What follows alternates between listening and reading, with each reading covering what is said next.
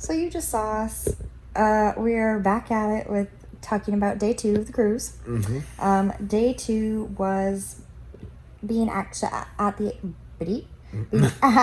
actual Bahama Islands.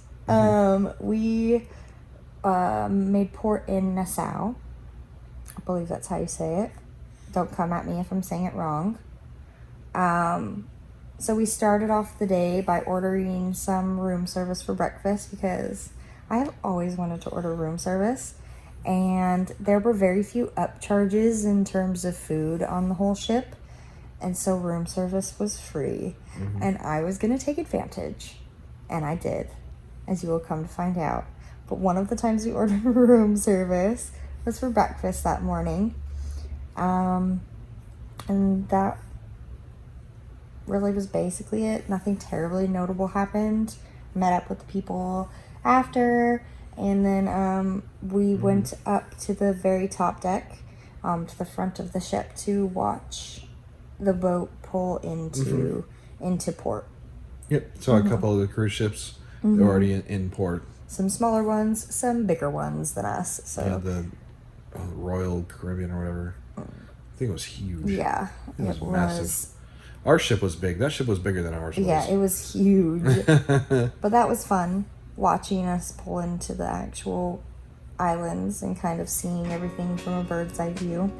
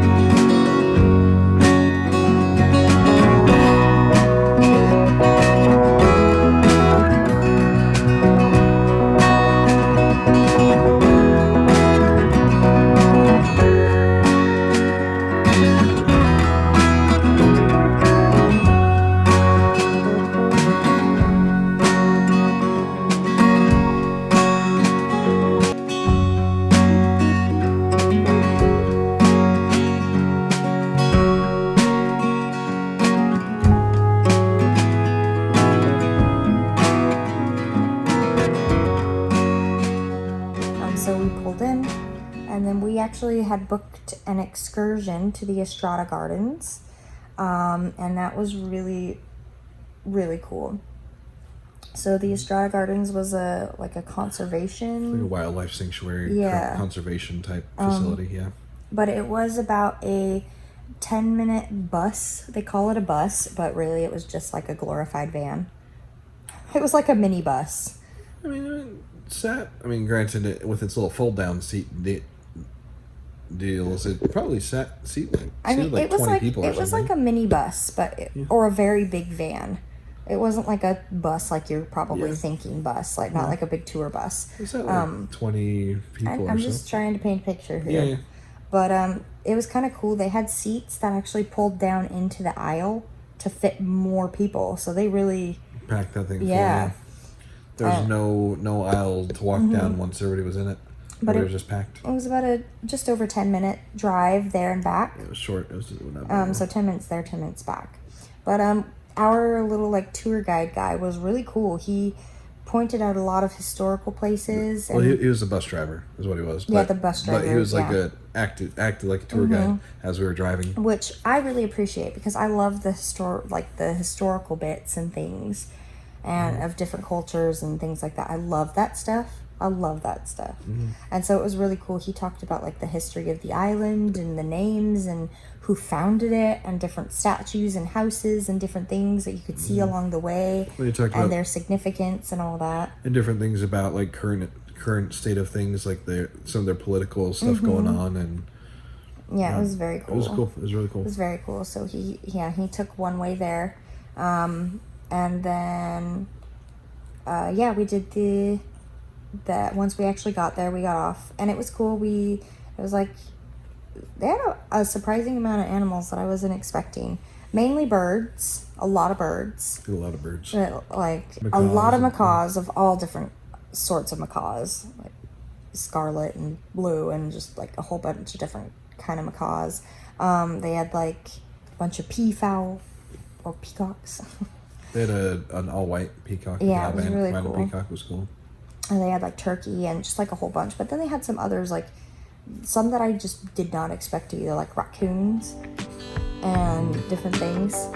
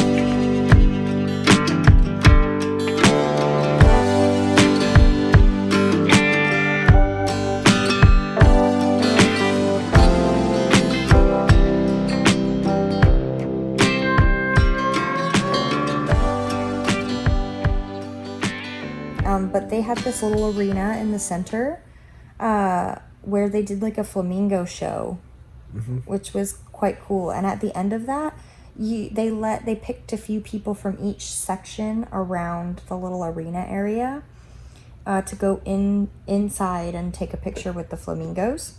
And of course, I volunteered myself to do it, and Tot volunteered herself to do it. But something I was very proud of was both of my older boys volunteered themselves to go in. They wanted to go in. Welcome with a nice big round of applause to Nassau, Bird of the Bahamas. I got Trainer Joe now. Don't they look beautiful guys? So pretty, so pink. Marching for fingers over our Chicago, only in the Bahamas. Alright guys, next big round of applause, it goes to their first stop. Weighing in at a gigantic, tremendous 8 pounds. In the wild, flamingos generally live about 40 years. But in a protected habitat like our Dasher Gardens, they can live to be over 70 years old. Flamingos, as you see before you, range from age 10 to 42. Alright guys, another big round of applause. It goes to the second stop. Last but not least, flamingos nest in very large colonies called rookeries. In the spring, they'll build nests of mud that resemble small volcanoes. Females only lay one egg, and both the female and male take turns incubating the egg, which takes about 28 days to hatch. Caring for the small gray dining chick after it hatches is done by both birds, as flamingos are monogamous. So it requires the care of both parents to ensure the survival of that one chick that they have each year. It will then take 3 to 4 years for the great juvenile to reach its full pink coloration. Now guys, speaking of birds, a round of applause. They come to the end of the first part of the show.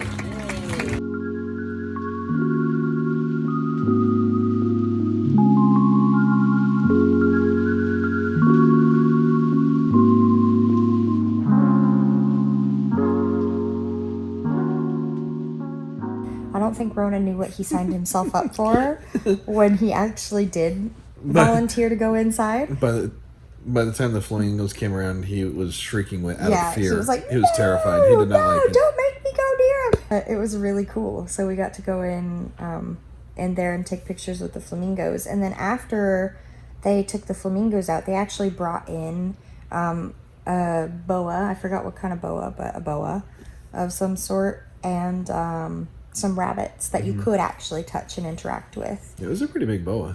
Yeah, it was. It was It was pretty decently big. big. It was probably like, what, 6 feet? 8 feet? Something like I that. have no idea how big, but it was decently big. It was pretty big. And so, of course, I had to hold the boa because snakes. I like myself a little snaky. They're cute. But one thing I was really proud of was the boys interacting with the animals. So Ronan attempted the rabbits and was like, nah. As soon as it started like kicking and jumping, he was like, I'm out.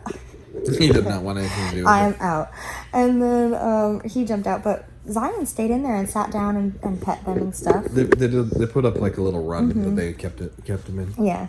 And so he sat in there and he actually like pet them and played with them and stuff. And then they both went over and touched the snake. They couldn't really hold the snake because they are very little and the snake was much bigger than them. So she actually just kind of set the snake on the ground and let them like pet the snake and stuff. And they both did that. And I thought for sure Ronan would not want to, but Ronan did. And he was very excited because he called it an anaconda. He's really into anacondas, Yeah. and any snake is an anaconda. Yeah. He would not accept it being anything but an anaconda. Especially a large constrictor. Yeah. It was an anaconda. It was an anaconda, period.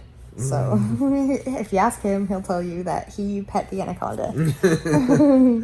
We made sure he knew it was a boa, but it was an anaconda. You know what I mean? But after the animal petting and stuff, we kind of toured the rest of the gardens. And then after that was back on our little minibus. And the bus driver took a different route.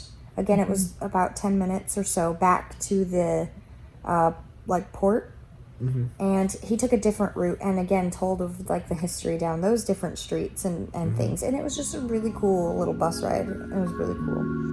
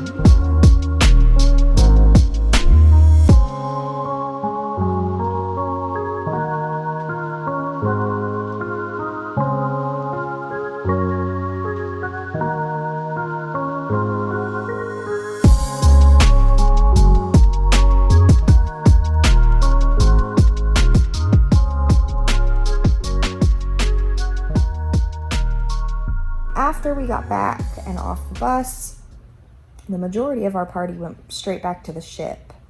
But Mom and I, and literally just us two, because I wanted to stay out a little longer, but... Yeah. Well, the boys needed lunch. It was did, lunchtime, and so... And it was just going to be cheaper because...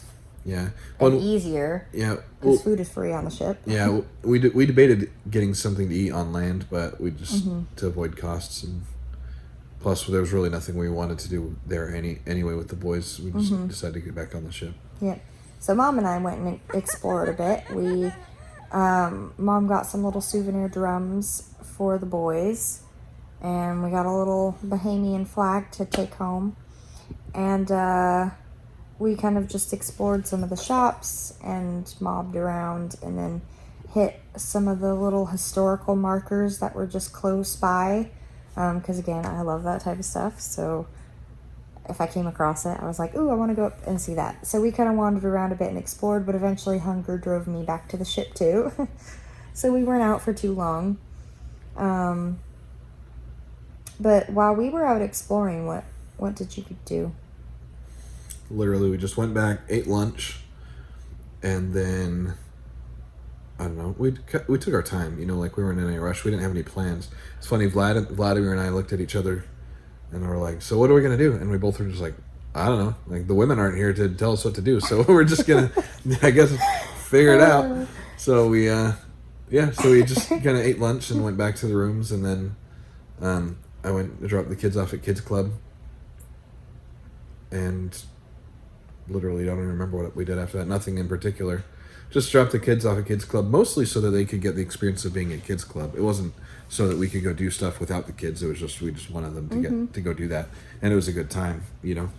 So anyway, we dropped them off and we just kind of hung out. We didn't really do anything. Yep.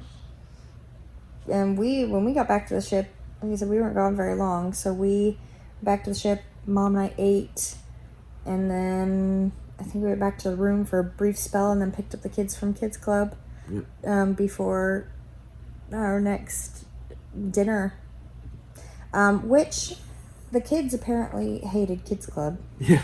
Yeah, they did not. I think they're probably the only kids on the entire cruise ship that didn't care for the Kids Club. Zion liked it okay. Zion liked it okay, yeah. Ronan did not like it. Ronan did not like it. He did not ever want to go back to Kids Club. Which is sad. I guess also, when I was checking them out, the lady was telling me, you know, like, so how it works is the younger kids, ages 3 to 5, or 3 to 4, 3 and 4-year-olds, the younger ones, have to stay within a group. And they get like a a counselor that takes them and does stuff with them. But ages 5 and up kind of get just run of the place, and they can go do what they want. However, Ronan was allowed to stay in Zion's group if he wanted to, because brothers and all that. So at first, I guess Ronan stayed in their group, and there was an activity they were doing, and Ronan had said he wanted to do it, but he didn't join in. He just sort of stood on the wall until one of the counselors came over and was like, hey, buddy, didn't you say you wanted to do this too? And he was like, yep. And so she brought him over to do it. And I guess most of the time he just sort of stood around and didn't really know what to do. He didn't really have any direction. Yeah. And Ronan doesn't do well without direction. He needs concise directions. Whether he rebels against them or not, he needs them. Yeah, well, and also especially in a foreign environment. I think that's his main thing. Like at home, he runs amok and does whatever he wants to do at home without, I mean, obviously we don't let him just do whatever he wants, but, he feels free to just kind of create his own path. But out in public, especially with other people that he doesn't know, and it's a foreign environment, he needs direction to kind of know how to interact. Well, and that was the first time they had ever been away from us, just doing their own thing. Like, literally ever. Like, ever. Yeah. So, I mean, every activity, sport, play, thing, whatever we've done, it's always been with us. So they've never done anything like that before. So, but Ronan did not enjoy it. I think, Zion liked it okay. Yeah. So later on, we asked Ronan, we're like, hey, do you want to go back to Kids Club? And he always just like, no, I do not. I did not want to go back to Kids Club. I want to hang out with you guys. Like, no. I did not like Kids Club. I'm like, all and right. Zion could kind of go like either way, I think. He was like, yeah, I'll go back. Yeah, I'll stay with you guys. Like he wasn't so for it that he was like, take me back to kids club, but he wasn't vehemently against it like Ronan was. Yeah. But anyway, picked up the kids from kids club. After that was dinner, but poor Ronan had just the most horrible of migraines. He kept complaining about his head hurting and being ill. So I actually split apart from the group because we were lined up for dinner. Our second night was at Arendelle.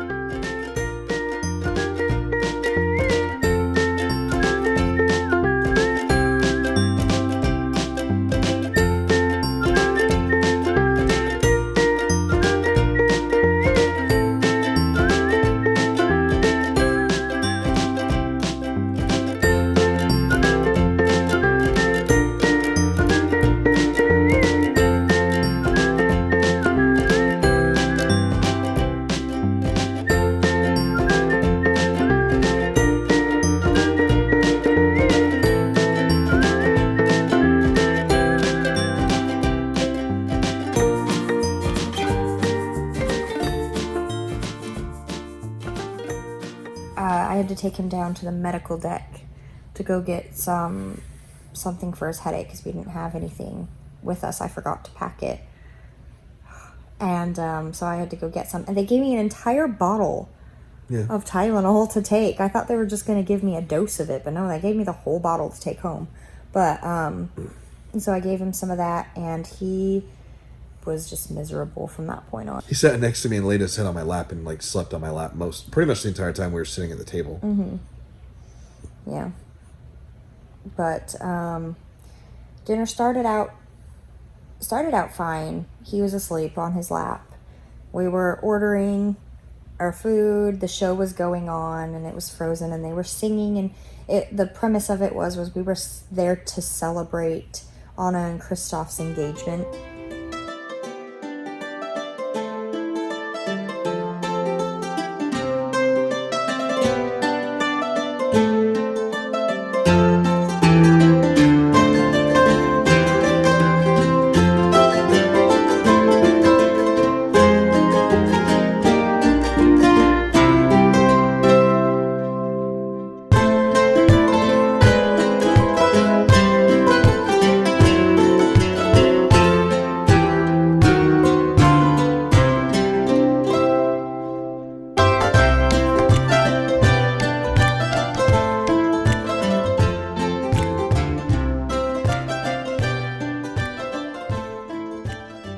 And so, like, Elsa and Anna and Olaf was this, like, kind of animatronic thing, on yeah. a table, but they would push him from table to table, and Zion was thrilled to meet Olaf.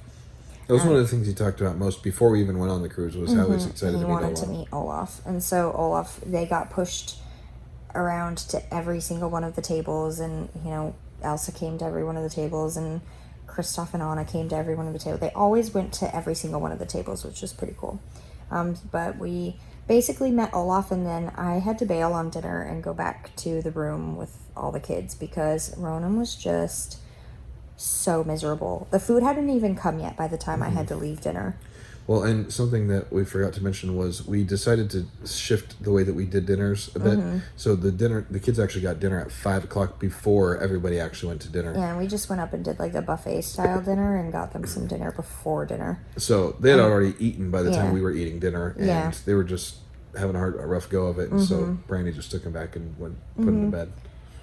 But, yeah, Kyle helped me back to the room, got them all tucked into bed. They were basically all three of them asleep, just zonked out.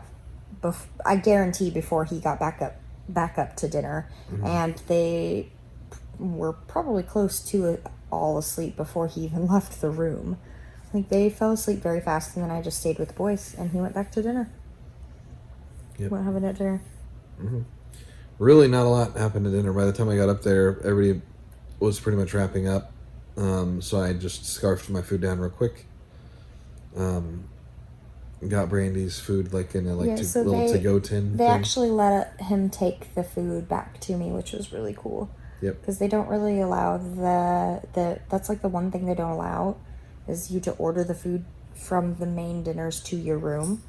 I don't know Right. why, but they don't. Yeah, the room service menu is different than the actual dinner menu. Yeah, so they don't let you take that dinner back to your room, but they actually let him bring the dinner to me. So it was cool because as I was leaving, they were like, "Oh, like what's wrong? What's happening?" You know, I was like, "He's just not doing so good, so I'm taking him to bed." You know, but like all of our wait staff, and you could tell it's like genuine concern that they had as we were leaving, like the whole wait staff, like even the main guy that we didn't see as often. That I think he was like, I don't know what he was. I almost feel like he was like a chef or something. I don't even know, but yeah, he was even like concerned, but it was cool. So. Yeah. But then, yeah, he brought the food back for me. So they allowed that, and that was cool. Mm-hmm. Ate really quick, and then him and myself and Tot went to like a Disney quote trivia, and we won. It's because I was there. Just kidding. So- I am not the Disney quote master. Don't. Mom and Vlad and them stayed with the boys while they were asleep, and then we we did that trivia and we won, and we got these cool little Daisy medallions. Like a lanyard. It was pretty cool. And then we branched off from Tot and we did a date night. So we went up and we got ice cream, and they were playing Enchanted out on like the deck area. They have this huge TV. So they have theaters there. They actually have theaters, but this was just playing on the deck.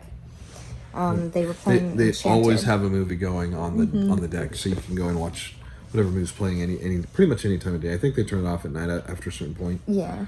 But So we watched Enchanted and ate our ice cream until we went to this little game show called Match Your Mate, which was hysterical. yeah, It was very funny.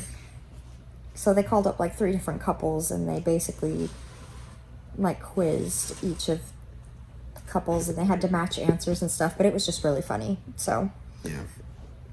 and that was really our night. And the end of day 2. Yep. So see you in just like a couple seconds for us for day 3. Day 3.